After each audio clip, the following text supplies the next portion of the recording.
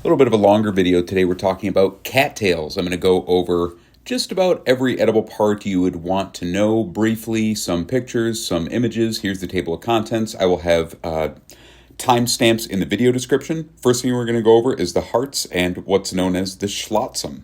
It's a cattail I was just picking with Sam Thayer at our retreat this weekend, and I'm going to do this old school with just talking at the camera instead of doing voiceover.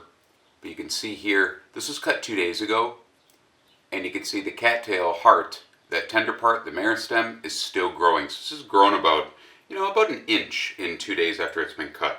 And that's probably tough, so we're going to have to cut this off. One thing I want to show you is just how much trim is involved with cutting and trimming cattails, and we're also going to go over the schlotzum, which should be at the bottom here, which is a part a lot of people don't talk about or even know about. And I didn't even know about it until Sam Thayer told me this weekend.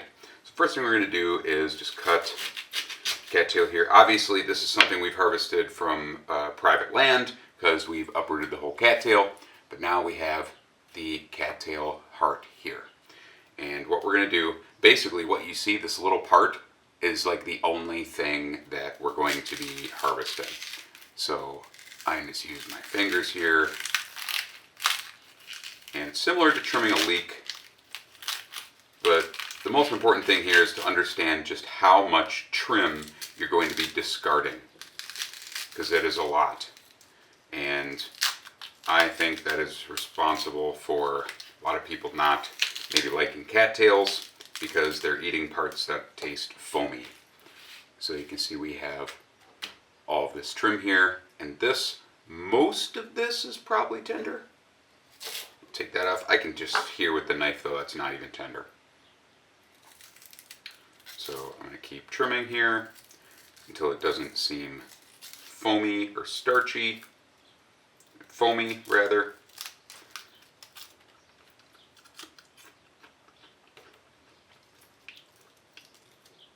And I mean with this one, really all we're going to get, we might be able to get some down here. Yeah, it's tender, is really just this part. This is it. That's it. This little part is good too. This is part of the schlotzum. I think it should stand for small lump of tender starchy material. And what we're going to do here is just cut away some of these roots to get at the schlotzum.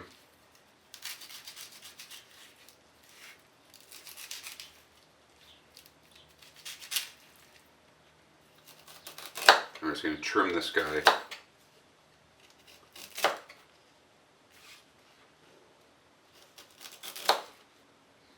Trimming away any of this starchy, foamy part. Another thing to keep in mind is that some people get sick eating cattails raw. So I always cook them or preserve them. So here is your schlotzum. And so this part, I was a little aggressive with how I trimmed it. It should be a little bit bigger, and we can get them, we're getting them, some that are like the size of $50, so this part is good too, but really this is what you get from that whole cattail.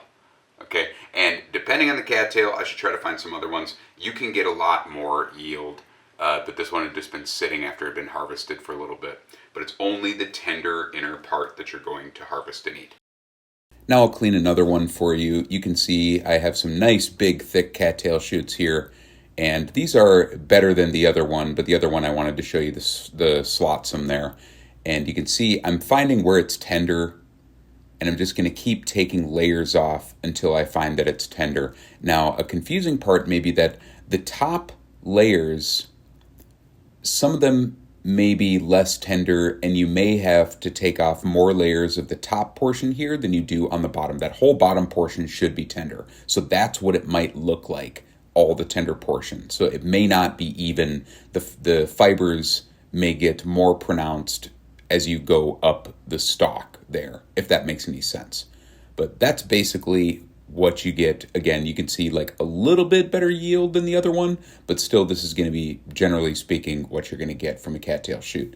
Lots of things you can do. Here they've been gently cooked and put into a salad with milkweed shoots, which are always cooked. Recipe for that on my site. One of my favorite things I've done is make them into a relish. I have a video for that, and there's the recipe on my site. That's with a duck egg pasta. There's a salad made with thistle shoots and cattail shoots from a few years back. Lots of things you can do.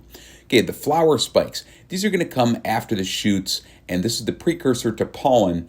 And you can see there's kind of two pieces there. One thing that kind of confused me for a while is that, okay, the male flower spike is on the top, female's on the bottom. The male one is what you want. And you can tell the narrowleaf cattail from the common cattail because there's a space in between the flower spikes where there won't be on your common Typha latifolia. Now you want the flower spike in the middle there. And you're just going to steam these. So you don't want them when they're all fluffy with pollen. Steam them for a little bit. There I have them with a little bit of melted ramp butter, some cilantro, and Monarda didyma flowers. You're going to nibble those off of the stem like cattail on the cob.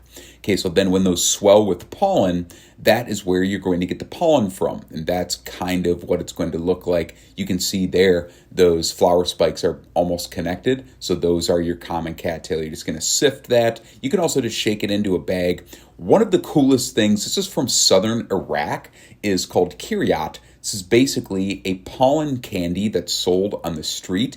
And I spent a number of years trying to really recreate this. I finally got a recipe. I have it listed on the blog post that's linked in the video description. But basically you take the pollen and you mix it with sugar that's been ground, and then you steam it or cook it after wrapping in muslin. I also sous vide it. There you can see I needed to get my sugar ground a little bit finer in that. But it's basically kind of like a candy. So a recipe for that on my site, just in text. Okay, the lateral rhizomes, these are the best part of the plant. Also the most difficult part to harvest. You might be covered with leeches like Daniel Vitalis and Sam were. I have a whole video making this salad, and there's also a episode of Daniel Vitalis' show that you can watch where Sam Thayer harvests these with Daniel. But you see you're going to break that rhizome piece off that's tough. I already broke those off. Now this is the part that you're going to eat. And you may need to peel it a little bit because there can be, kind of some dirt stuck under those layers. And I like these raw. Remember, some people can't have cattails raw. You might need to gently cook them, but you just put them on a mandolin and shave them. They're kind of like a water chestnut cucumber, but more tender than a radish. Super good. And my smoked trout salad with cattail rhizomes is still my favorite thing I've ever made with them. Okay, finally, we have the rhizomes. This I have not done yet, but it's pretty well documented. So you can see this tough rhizome portion that I have outlined there on that infographic, that you can crush that up, peel it, crush it up, soak it in water, and you can extract starch from it. So you're kind of on your own for that. But there you go. Quick breakdown of some different things that I do with cattails. More info in the post on my website. There's a link in the video description for that. Thanks for watching.